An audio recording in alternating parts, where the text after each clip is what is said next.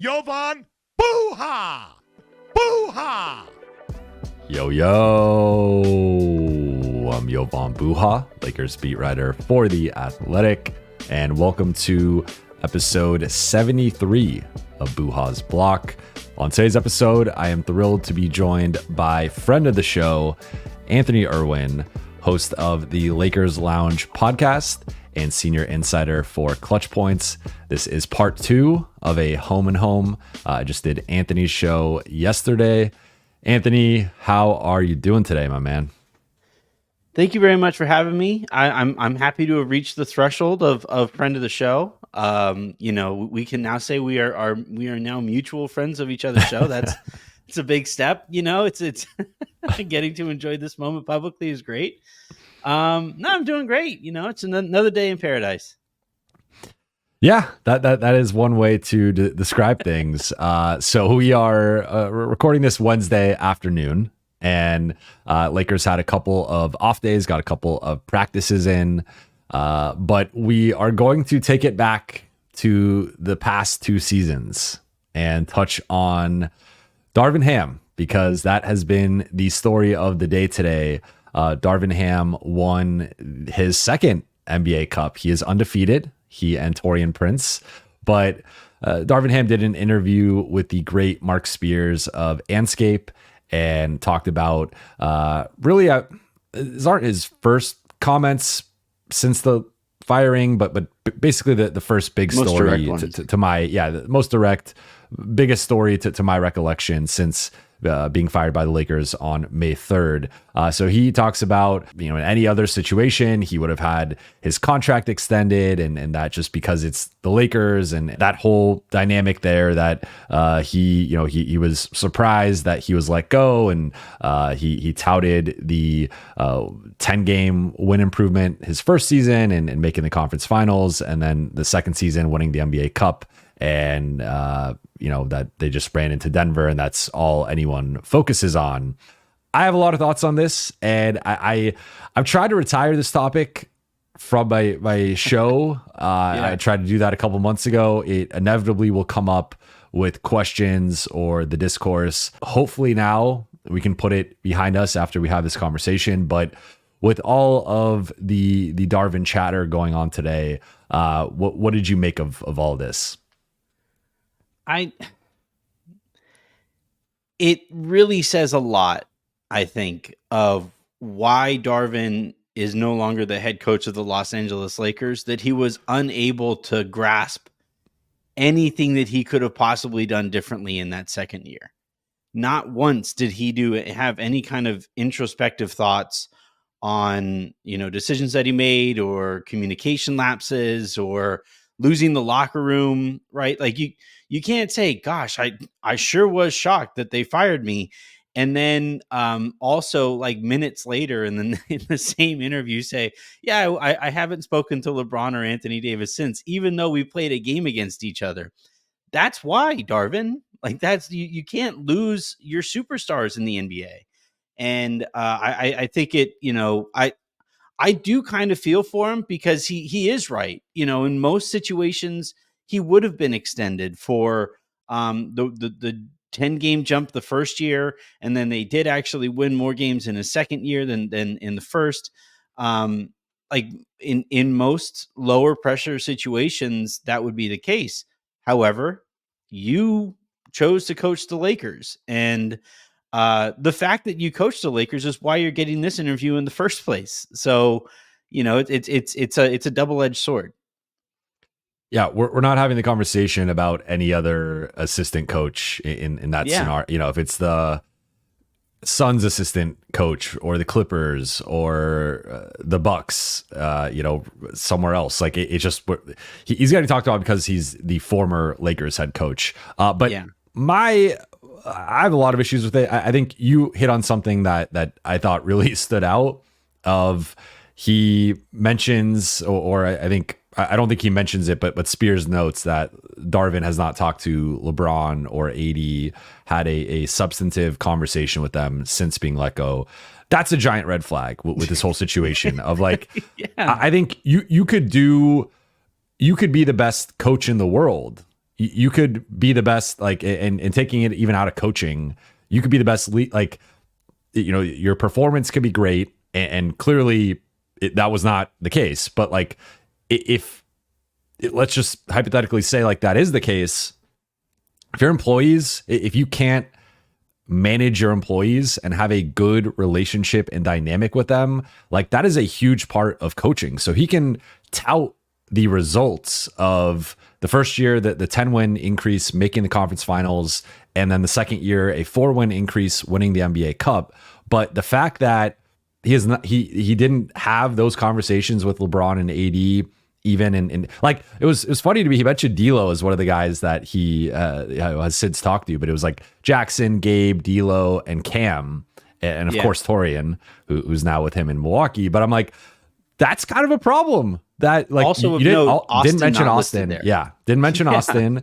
But that's that is a big part of coaching. And look, I've been I would say more critical recently, especially with the JJ stuff, of the Lakers locker room and some of the dynamics in there, in terms of it feels like it's a bit of a meat grinder that you just throw coaches into, and they get chewed up and spit out. And I think if you have problems with Frank Vogel in the locker room, then problems with Darvin Ham in the locker room, then problems with JJ Redick in the locker room, at some point that falls on the players and leadership and the personalities in that locker room. So I'm not absolving the players of their blame in the whole Darvin situation, but at the same time, clearly, I mean, you had Anthony Davis's comments in the Denver series that for AD to speak out against a coach like that, like no one ever spoke out against Frank like that. No one has spoken out against JJ like that. Like it just got to, and then he had the quote to ESPN's Dave McMenamin,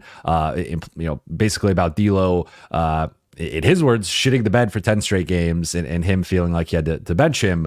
So I just look at all this, like I'm with you, like the lack of accountability, and it could even be like a throwaway sentence of, in retrospect, there was some things I wish I could have taken back or done differently. Like literally just that sentence adding in changes the dynamic of it all. But doubling down on touting his successes and then blaming the injuries again when their 4 best players missed a combined 10 games last year, or maybe a little bit more than 10, but it was, they pretty much had, I think none of them missed more than 10 games, excuse me. But between LeBron, AD, Austin, and D'Lo, they all, were relatively healthy.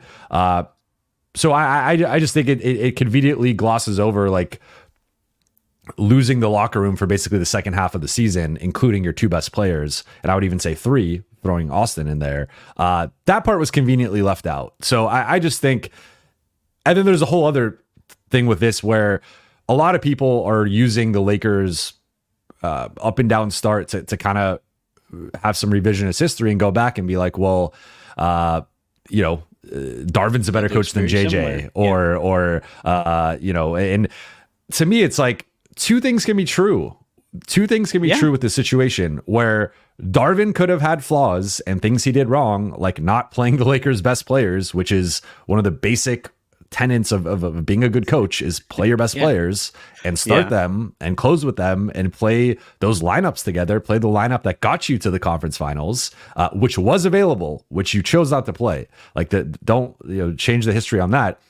But then the other part of it is like, yes, there's flaws with the roster. Clearly, the roster's not good enough. LeBron and AD, from a leadership perspective, I think could be better. I think from taking the regular season seriously could be better. And then, the roster and some of the decisions within the front office and whatnot, like that could be better too. So just because Darvin had a better record than JJ at this point in the season, or they won the NBA Cup, like that doesn't take away from what went wrong last year. And so this is a whole thing, and I know I just want like a 5-minute rant, but it once I saw this storyline and people talking about it, it really bothered me. Well, so let's go back to the beginning of last season. At Media Day, the number one narrative storyline message from the top down was how excited everybody was for continuity, and how they were coming off of Like, just imagine they got to the Western Conference Finals, and look, I think Darvin deserves a lot of credit for keeping the locker room intact and focused throughout the Russell Westbrook debacle. Remember, like, that feels like ages ago for some reason now.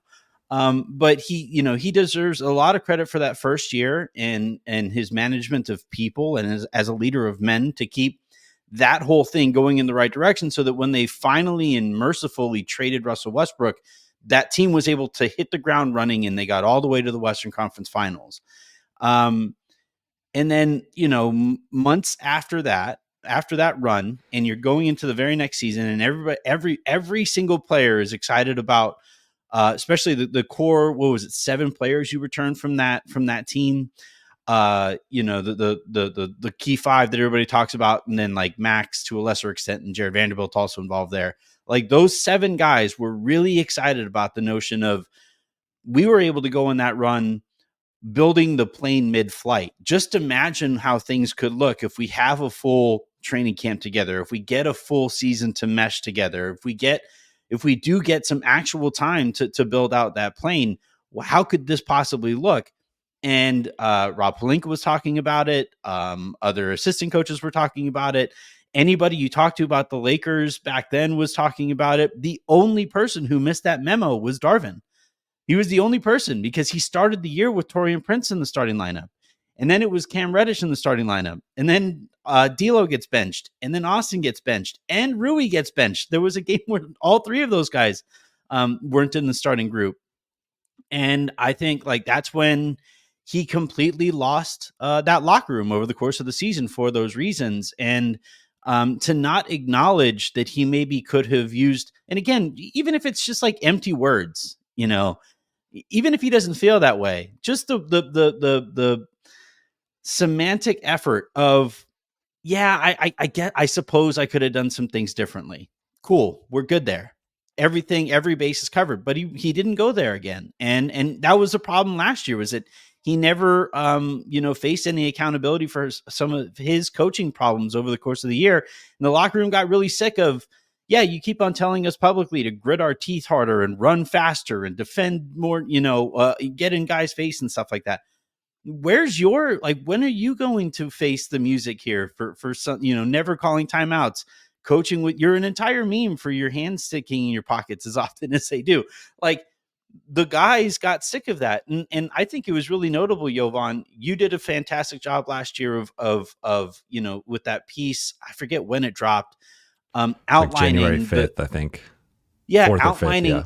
all of the locker room issues. I covered a ton of them in my writing and on my podcast too.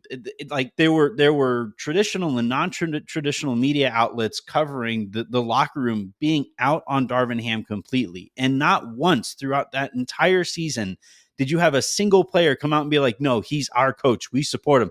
Not once.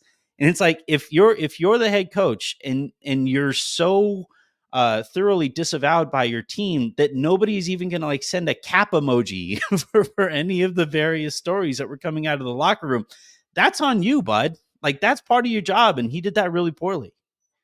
Look, I've had players come at me on social media for my previous reporting, including cap emojis used against me. And none of that was from last year. I think the other thing, and this kind of is a bit of a Lakers problem, and it goes back to some of the narratives and the scapegoating. And so I think originally it was Russell Westbrook, and now more recently it was Darvin Ham. Yeah. And this year there hasn't been as clear of a scapegoat or the finger pointing. But because if I do like a radio interview with a non-LA show, one of the questions that I've been getting recently has been if all the problems were Darvin Ham related, why aren't the Lakers a top better 4 seed in the West? Why don't they have a better record? Why do they have that Miami loss? And again, I just come back to, we like to kind of make, in sports media and talk, and I'm sure I'm complicit to some extent with some of this, although I try not to be, but with fans and just also the stuff you hear from around the league and stuff, like we like to do this thing where we blame one person. And again, I think Darvin Ham had plenty to be blamed for last season. I go back to before inserting Rui into the starting lineup. This is the most damning thing to me. And that's to say nothing of the Jared Vanderbilt situation, because I think they had played 26 minutes total, 26 by the time Vando got injured. D'Lo, Austin, Vando, LeBron, and AD. But before Rui was inserted into the starting lineup on February 3rd, there were 26 possible games. 26 to play Rui alongside LeBron, AD, Austin, and D'Lo. They played together in 6 of those 26 games. So I don't want to hear about injuries. I don't want to hear about underperformance, this and that. Like, even if you were starting Torian, you could have brought in Rui as the first sub. And I know they like to pull LeBron first, so like maybe from a rotational perspective, or you could close the first half with Rui in there instead of Torian. Close games with Rui in there instead of Torian. If you really were hell bent on keeping Torian in the starting lineup, but instead it was basically grasping for straws and trying to solve every other problem except for the one that was right there. Of like, this is a solid rotation level player that should be playing like 15 to 20 minutes a night as your 7th or 8th man, not starting for the first 50 plus games of the season as like a high 20s to low 30s, like hallmark of your rotation and just lineups and stuff. So, my point with that was just that it's not all on Darvin. Like, I agree, but that doesn't mean that it's not at all on Darvin, right? Like, I think that there's always a gray area. There's always nuance here. And I think 2 things can be true. Darvin Ham did several things that he messed up with last year that he never at least publicly took accountability for. And 2, the Lakers have several flaws that have transcended Darvin in terms of having far too many injury prone and one-way players, and having some, I think at times, leadership and just urgency issues within that locker room. And that is not on Darvin. So I don't think anyone was ever blaming that on Darvin. And I think if you're really looking at it, like, I think that the stuff that he was blamed for has held up. I think the X's and O's have been better. The offense has been more organized. The defense, that's one thing I've been critical with JJ on, is I think that the switching at times has been detrimental and a bit too passive, but he has since righted that, and he's tried a bunch of starting lineups. But as we talked about on your show, I think it's been more so him actually trying stuff and looking at it over like 3 to 4 game samples and then adjusting off of that. If anything, he's maybe tinkered a little bit too much, but I think it's coming from it's coming from a data-driven place in my understanding. So I think, again, I'm sick of talking about this. I feel like I've had a version of this rant 5 to 7 times on my show this year, but it felt like something we had to get into. Just to clarify, Darvin himself was a person. So here's the quote. Quote, "I haven't talked to anybody," Ham said. When we played them in the preseason, I said hello to a couple of guys, Jackson, Cam, D'Lo, Gabe, but not really, man. LeBron ran past the bench and we had a little bit of small talk. There is no ill will for me. Their situation is what it is. So that group, that of that 5-man group that we've talked about here, only D'Lo is the person who said hi to him. And D'Lo was the guy who was the most critical of him. He was the most critical of Darvin last year. Yeah. He had the D'Lo story midway through the season. So I find that funny. I think it. Your point about the Lakers' tendency to scapegoat is, I think, a really important one to keep on hammering home, because it's going to be relevant to the rest of the season, right? Because it's the same roster and a lot of the same problems from last year remain, in that there aren't enough two-way presences on it. And that's not a Darvin Ham thing. That's not a LeBron thing. That's not a Anthony Davis thing. That's not an Austin Reeves thing. It's a front office that, while Darvin Ham was there, made the Russell Westbrook trade. They finally traded Russell Westbrook while Darvin was there, but then the rest of the time, like, did not do anything during last year's trade deadline. Did not do anything in this upcoming the offseason running up to this one. Like, if we really want to talk about like the blame pie or whatever, like that's probably where you have to start, right? Is at the top, and then things kind of have a ripple effect from there on out. And yeah, I do kind of feel bad for Darvin because he waited, what was it, 9 interview processes to finally get this gig, and mathematically, statistically, to what he's talking about, like facts over feelings was his favorite thing. He used it again in this article. Just in terms of raw resume, Whoa. okay, yeah, like he does have that was subjectively applied last year. Yeah, facts over feelings.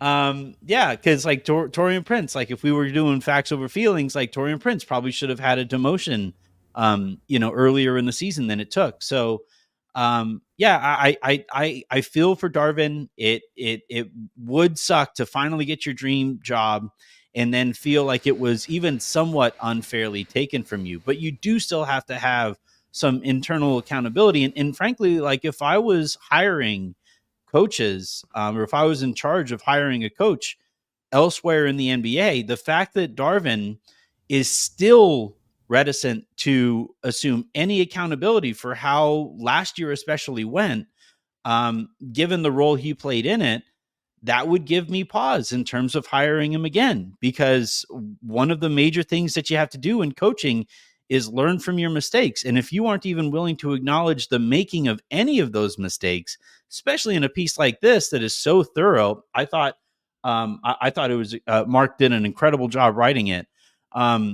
Great access to, like it's so thorough. Every other base is covered here except for that one, that he accepts any kind of accountability. And yeah, like if I was a GM or if I was the president of basketball operations or something like that, and Darvin was sitting down for an interview with me, which he'll probably get more interviews. Like he's a very well regarded assistant coach in the league.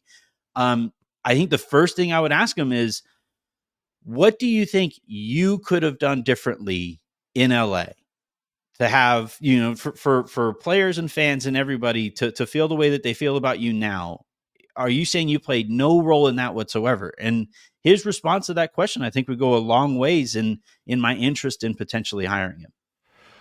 And I'll close it with this. You had your best or second best player say in a playoff series that I feel like we are not prepared.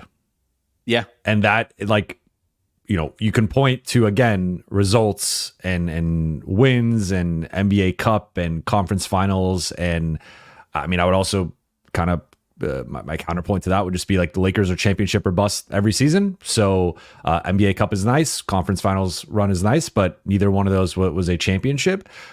So I think ultimately for that, like if those are the things you want to tout as successes, and they are, of course, success can't only be measured by championships, but for the Lakers, that's basically the standard, right? So yeah, there are other franchises where if you make the conference finals or you win an NBA Cup, you will be celebrated and you will get extended, but that's not the Lakers. Go coach Atlanta.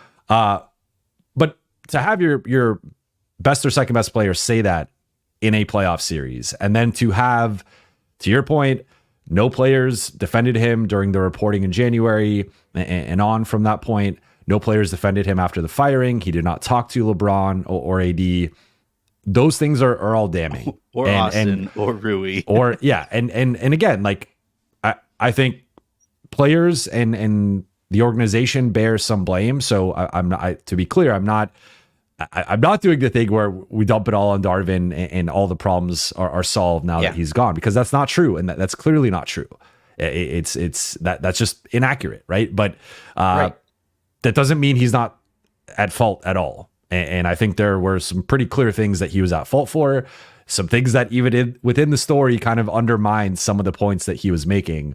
But let's hopefully bury this storyline. And I really would love to never talk about it again. I'm sure it'll come back up. Lakers play the Bucks twice in March within like a 6-day span. So it'll probably come up again. Now let's move on to something more interesting and more fun to talk about trades. So I had a report. Yes, yeah, or lack thereof. I had a report yesterday for The Athletic, laying out some big questions and topics for the Lakers with trade season upon us. I did a subsequent episode, Buha's Block. So if you've not checked out that article or listened or watched that episode, please do so. But after you finish watching and listening to this episode. But essentially the spark notes with it were from talking to people around the league and with the team. There is a sense that the Lakers are going to make a move. It's just a matter of the magnitude of the move and how much draft capital they are willing to use. The three positional archetypes that I've been told that they're looking for are similar to last season: a defensive-minded, big, bruising, physical big, a 3-and-D wing that can complement LeBron and AD in the front court, and a big, athletic, quick backcourt player who can, has point of attack capabilities and can fit nicely next to Austin Reeves. So then in terms of untouchables, we know LeBron and AD, they're not trying to trade them. You had Bronny. You had reported on that. I reported on that. Also reported that Austin Reeves, Dalton Connect, and Max Christie are kind of in that inner circle in terms of younger guys and more foundational pieces that they want to keep. And then the five players kind of most likely to be traded are Rui, D'Lo, Vando, Gabe, and JHS. Among that group, Rui's the guy that they've talked about as a longer-term core piece. So I think he's the guy they'd like to keep among that group. But depending on the deal, depending on the ask, and I think if ultimately it comes down to the difference is you keep Rui or you give up a first-round pick, I think they'd probably be more willing to give up Rui than give up that pick. So with all that laid out, what stood out to you, if anything, and or what was more interesting that you'd like us to dig into here? I think one thing that is worth noting here in figuring out what the Lakers are capable of this year compared to last year is how much expiring money they have at their disposal. Last year they had none. Remember, all of the veteran minimum guys that are on expiring contracts now, they had player options coming into this year. D'Lo had a player option coming into this year. Obviously, Rui and Vando were freshly signed. And Max was expiring, but he was on such a small contract, and it was a restricted free agency contract, and that he wasn't really even noting there. This time, that's not the case, right? You have D'Lo's $18 million expiring. You have all of those veteran minimum contracts that can now be stacked in these trade talks. You have Jalen Hood-Schifino, who is now expiring because they didn't pick up his team option for years 3 or 4. And you compare that to like what other teams are offering here. Like I saw that Denver is in the news via your colleagues there at The Athletic for their interest in Zach LaVine and how willing they are now to move Michael Porter Jr. Well, he's on a giant contract. And a lot of these teams, Brooklyn and a lot of these, sellers are looking for expiring money so that, their rebuild is cheap. That's a really important thing to these owners. And B, as part of that rebuild, they can rent out cap space for these teams that are cap stricken in this new apron world, as Rob Pelinka likes to call it. And I think with where the Lakers sit right now, like there's kind of an arms race, I think, or a race for Cam Johnson. I think he's the most kind of sought after trade piece on the market. Which, like, I like him. It's just, I don't know if he's an arms race type player.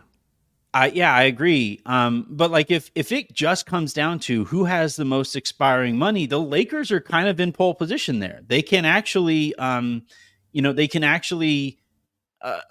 assume his trade kicker and the bonuses that he is likely due for the season that add an extra like $4 million to his contract. Mm-hmm. So I think when Rob Pelinka spoke to you guys, the reporters, after the inactive trade deadline last year, and he said you can't buy a house that isn't for sale. I think this year, the notion of inactivity, I think, would be a lot tougher to swallow because of the situation that the Lakers are in. Does that like follow to you at all, or do you follow that? Yeah, I don't think there's an excuse to not make a move this season unless you don't believe in this group. And yeah, I will say that I think the next couple of weeks will, barring them making a move for Valanciunas or maybe the Nets swings, because I think Brooklyn is feeling a sense of urgency they were kind of punching above their weight in the East standings and starting to distance themselves from the rest of the group in terms of tanking for Cooper Flag and a high pick in the 2025 NBA draft. So I think that they're realizing like it's probably better to pull the plug now rather than wait until like February 6th to try and maximize the value. So outside of like Valanciunas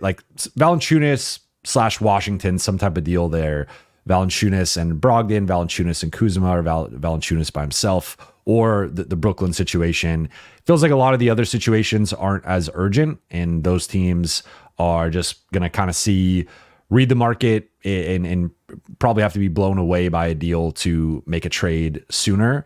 But for the Lakers, like they have 2 first round picks they can trade, technically 2 and whatever 4/30ths, because they can trade the top 4 protection of the 2027 first round pick that they owe Utah. I don't know how valuable that would be perceived on the market. 4/30ths of 2/15ths of a pick, whatever. Yeah. Yeah. But they got 4 pick swaps, I believe. I had it in my story. I don't remember off the top of my head, but I believe 4 pick swaps, up to 4 pick swaps, 5 second round picks, including the Clippers second round pick this year.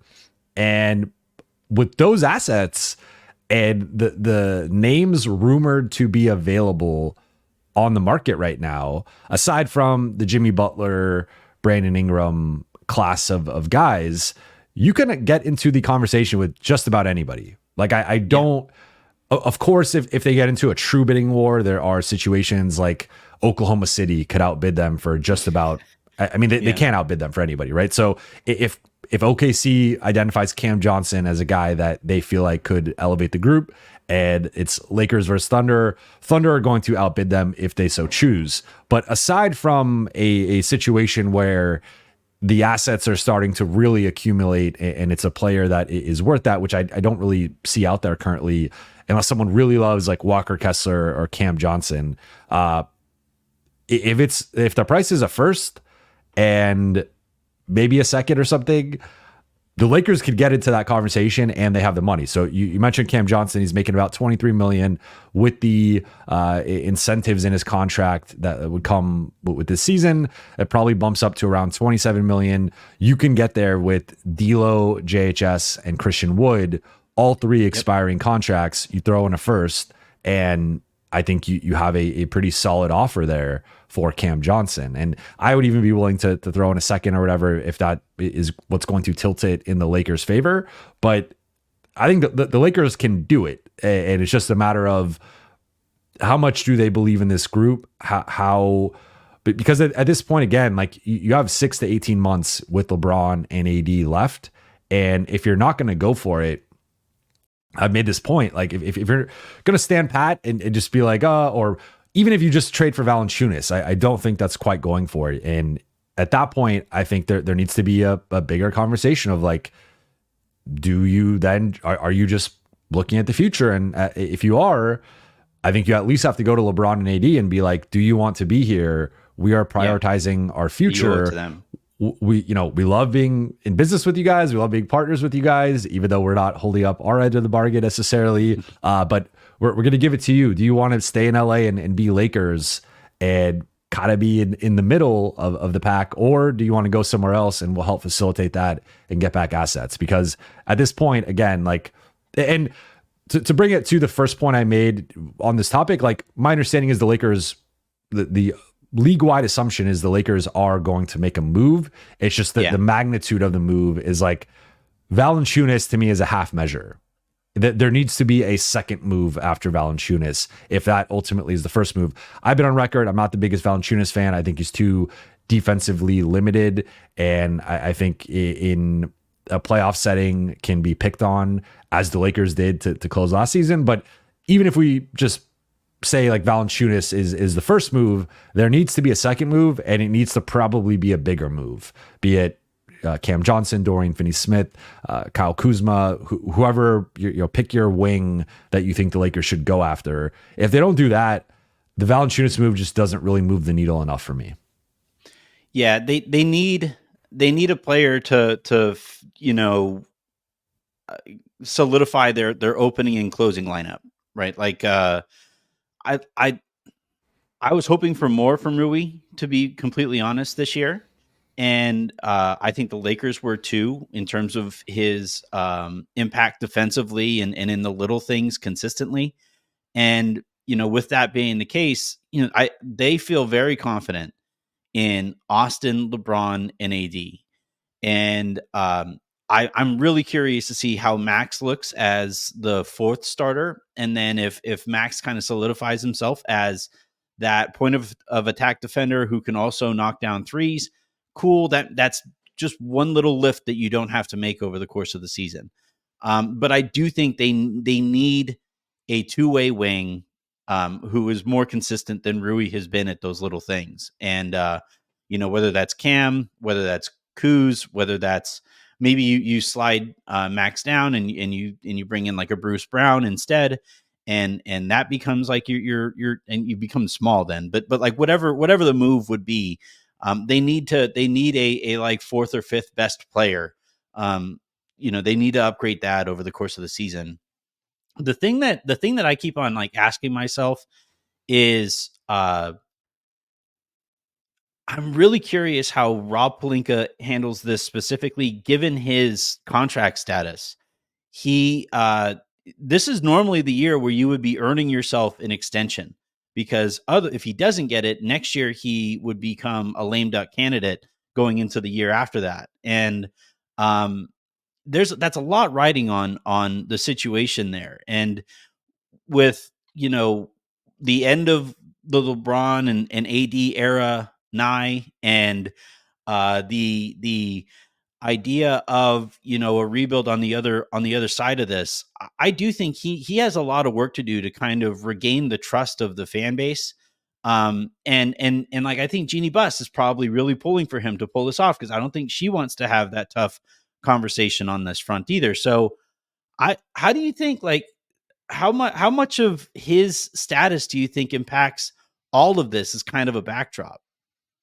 I think it's a big factor, and that's where what I'm most curious with is like what is the true direction of Absolutely. The organization right now, because I think the public comments have not aligned with the actions. And again, going back to the 2024 trade deadline and the 2024 offseason, there was a lot of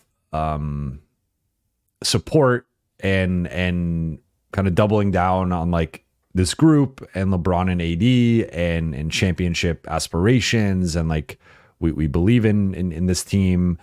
And I feel like if that were the case, it doesn't take a rocket scientist to realize like they needed upgrades. And my point that I've made consistently going back to the offseason was, sure, you could go into the season and try to negotiate and be patient and wait for the best deal possible, or for some of these asking prices for role players to decline. But the risk with that is the scenario they're potentially facing now, where come early to mid-January, this team is hovering around 500 or like barely above 500.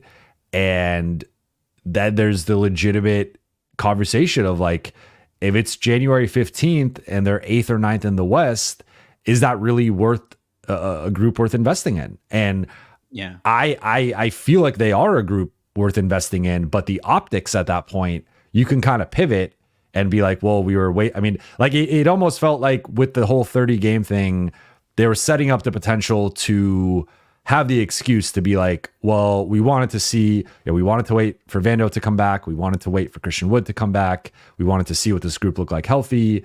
And it just never really worked out. And now we're in this hole that we don't think we should trade our way out of. Or it's that, but they do the Valanciunas trade.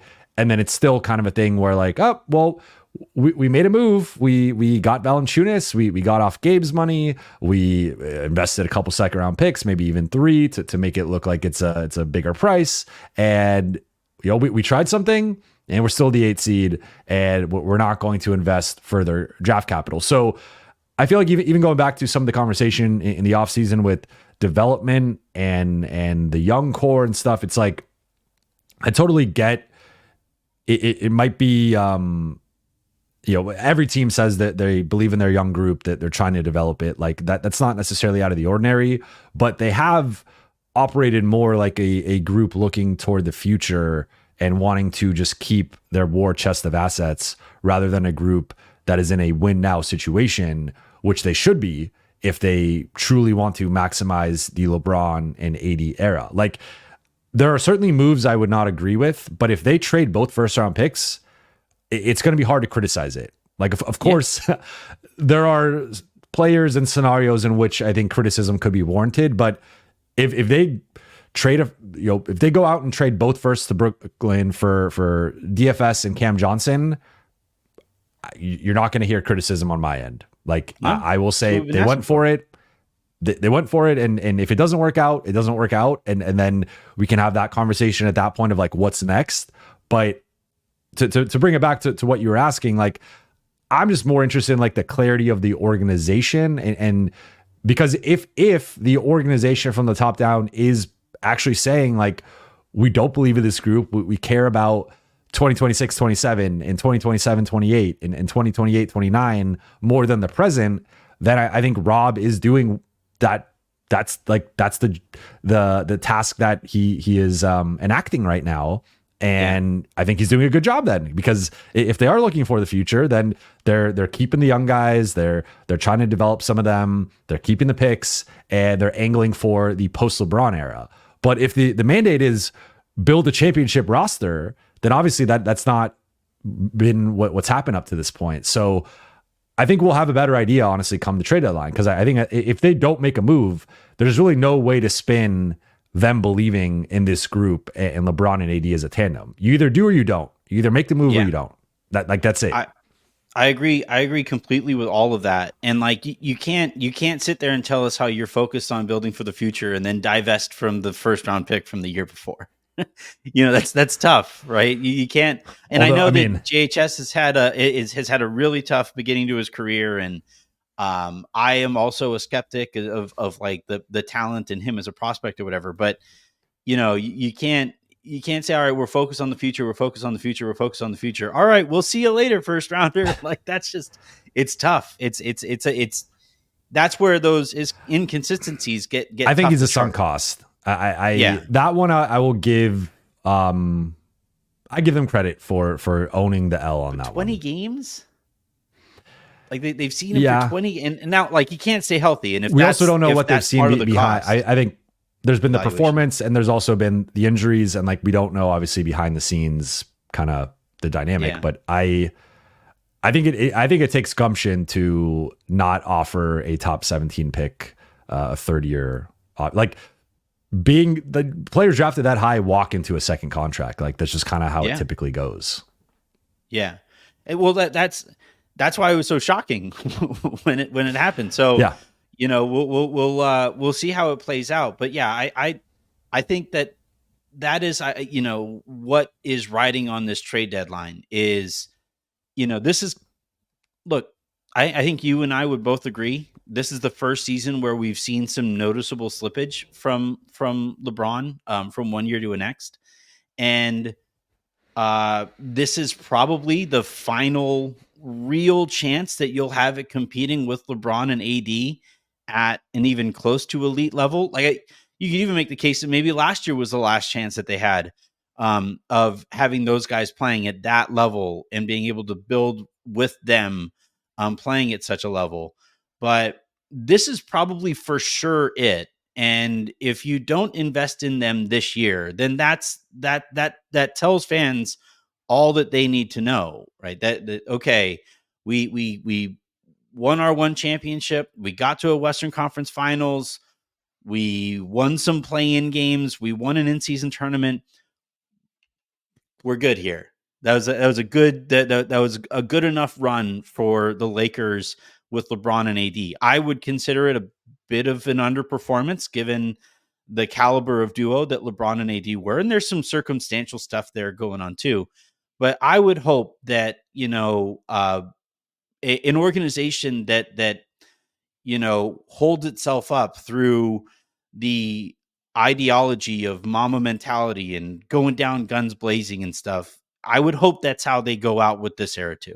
And we had this conversation on your show yesterday, but like I even look at the short-term move, or short and long-term moves, but certainly shorter-term moves to try and address holes on their roster with Indiana and Golden State. And Indiana is decimated by injuries in their front court, and they go out and trade for Thomas Bryant.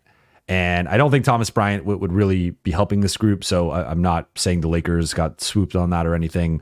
But then Golden State, the Anthony Melton goes down. They haven't been happy with their backcourt shot creation and playmaking outside of Steph, obviously. And they go out and trade for Dennis Schroeder. And both of those deals were agreed upon before the December 15th window technically opened. So Lakers have a pretty glaring front court deficiency right now. They had a 6-minute stretch in their last game where Christian Coloco, LeBron James, and Rui Hachimura were the only three available power forwards and centers on the roster. And if there was ever a time to kind of have some urgency with addressing a front court or a positional hole, and in this case, the front court, it would be now. And especially if it doesn't cost you first round draft capital, and especially if the framework of the deal ends up being some something close to Gabe and a second, 2 seconds, upwards of 3 seconds for Valanciunas, and that's just what it's going to be. And Washington isn't creating a bidding war and holding out for trying to get like a lottery protected first. Then I think that deal should have been done on Sunday rather than now, right? And now I will note in the athletic reporting, they did mention Valanciunas as someone that Denver's interested in, and that kind of piqued my interest because, does Denver go and trade for him and kind of swoop the Lakers? Like I just think that they're getting to the point where they got to do like it is the meme of like the guy with the stick and saying like you got to do something. And I get like I have consistently reported that I've heard most likely in January because they want to wait and evaluate the group and like get closer to the trade deadline. But at the same time, they've been decimated by injuries to the front line, and they also have had this frontline reinforcements for like would help. Season and change. Yeah. Like how much bigger of a sample size is? I mean, it's been almost 2 years from now to January. It's been almost 2 years. Yeah, we're 2 months. We're 22 months removed from the 2023 trade deadline. Less than 22 months, or more, or you know what I'm saying. Can't do math right now, but in less than 2 months, it will have been the 2 year mark of the deadline, and like I think this group tops out as like a 50-ish win team that could win a round and maybe two, depending on the bracket, but like clearly a gap between them and the OKCs and Bostons and Clevelands and whoever else you want to put on that tier. So I think it's now on them to address those holes and build a championship level roster. Like I think you got LeBron and AD are just put the right pieces around them. Yeah, well, and it also needs to be pointed out, OKC for a little while looked like a buzzsaw. They got their butts kicked by Milwaukee the other night. And Milwaukee for a good chunk of the beginning of the season looked like an episode of The Walking Dead. And Darvin and Torian. Yeah, It's the winning combo. And Denver has been, I think, just paying attention to some of their fans' takes on this season so far. They've been really frustrating. Dallas has been really frustrating. It's a wide open season, and like I could understand if they existed in a league with the Kevin Durant Warriors, the Lakers being kind of reluctant to invest because all that you're paying for at that point is just to lose by that much less to a buzzsaw of a team. But I don't think there exists an absolute buzzsaw this year. Maybe you could make the argument that it's Boston. It's probably Boston.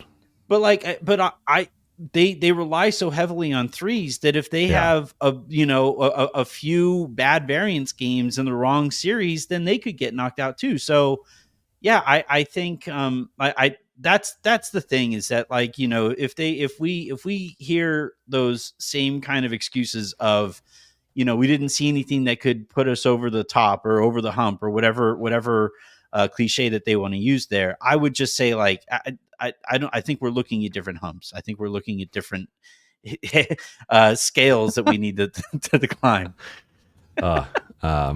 That's my 8-year-old sense of humor. But I think this is a good place to perfect to wrap here, because we just had a 50-minute conversation where we touched on stuff we've been talking about for like 9 months, and it felt like the last 9 months of Lakers basketball wrapped into a 50-minute conversation here. So yeah. Time is a flat circle. I continue to say that with this season. And so Anthony, where can the good people watching and listening right now find you? If you have not checked out Lakers Lounge or Anthony's work on ClutchPoints, he does great work over in both spots. But anything else you want to plug? No, those are the two main things. YouTube.com/@Lakers Lounge is where you can find the show there. And we're Odyssey colleagues, right? So we get to kind of plug that and have some really exciting stuff coming on the other side of the new year. So keep an eye out for that. And then also I want to give a shout out to Lee Ellis. The show that he and I do, Basketball Passport, has been an absolute delight. I hadn't been able to talk about the NBA in like a national scale in a matter of years. And that's been able to let me do that again. And he's allowing me to talk about it on a global scale because he's such a great traveler and all that stuff. So if you guys like, the NBA at large and you have any interest in the global game, check out Basketball Passport. Lovely. Check out Basketball Passport. Check out everything Anthony is doing. And thank you all so much for watching and listening. For those watching on YouTube, please be sure to hit that subscribe button, turn on channel notifications so you never miss a video or a live stream, and like and comment on this video. And for those listening on Apple Podcasts, Spotify, Odyssey, and all of your podcast platform of choices, please be sure to follow, download, and leave a 5-star review. I'll be back on Thursday night after the Lakers-Kings game, going live. I will talk to you then.